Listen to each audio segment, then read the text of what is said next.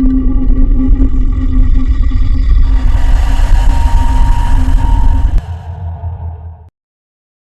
was exactly 8 p.m. when I pulled into an almost empty Burger King parking lot. The neon sign above buzzed and flickered, casting shifting shadows across the pavement, while my stomach growled in desperate protest. I hadn't eaten all day. I was so hungry that nothing else mattered but my usual fix. 3 full meals loaded with extra cheese on every burger, large drinks, and a mountain of fries. I didn't care about the price. I had the cash and an insatiable appetite. Before stepping out of my car, I was about to lower the window when I caught something odd. A static noise so subtle, I almost convinced myself I misheard it. It was barely there, like a whisper between the normal hum of the engine and the night's ambient silence. I hesitated, wondering if it was just interference, but the sound left a lingering chill in my ear. With a determined shrug, I decided to take matters into my own hands. I rolled down the window and announced that I'd be dining inside instead. After all, I was not only ravenous, but also in desperate need of a restroom break. The worker at the window, his face drawn and eyes distant, simply replied in that same mechanical tone, "Understood."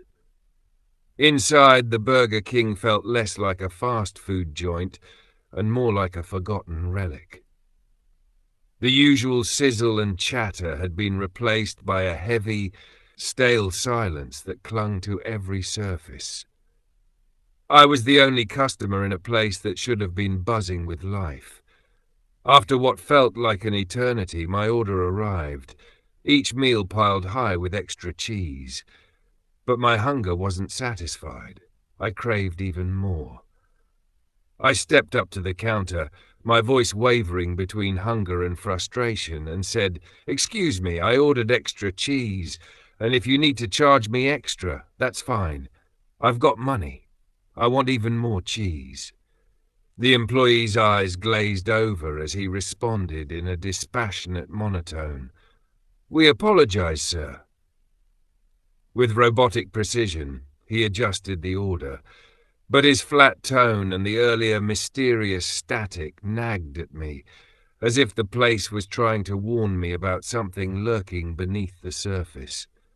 Needing a break from the unsettling atmosphere, and with that ever-present urge to use the restroom, I made my way down the dim, flickering hallway toward the facilities. The fluorescent lights overhead buzzed erratically, creating jittery shadows on the worn-out walls. I hurried to the farthest stall, praying for a moment of mundane normalcy. No sooner had I settled in than a sharp, sudden thud erupted from the adjacent stall. I froze, my heart hammering in my chest. Peering through the thin partition, I saw something I couldn't unsee. A pair of battered, worn shoes, inexplicably dangling in midair as if gravity had abandoned them. I blinked hard, my mind racing to rationalize the impossible sight.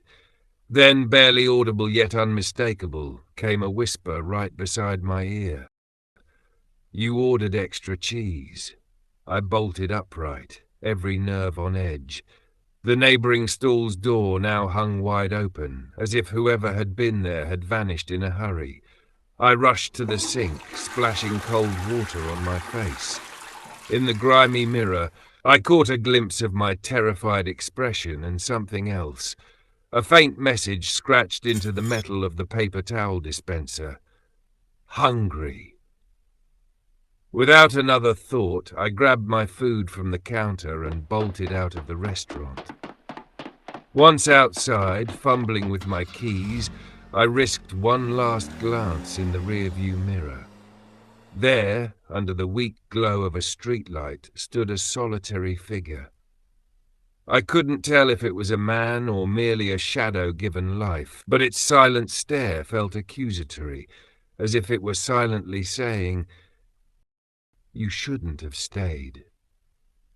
Even now, whenever I pass by a Burger King or catch a fleeting glimpse of movement in the dark, that night at 8 p.m. comes rushing back.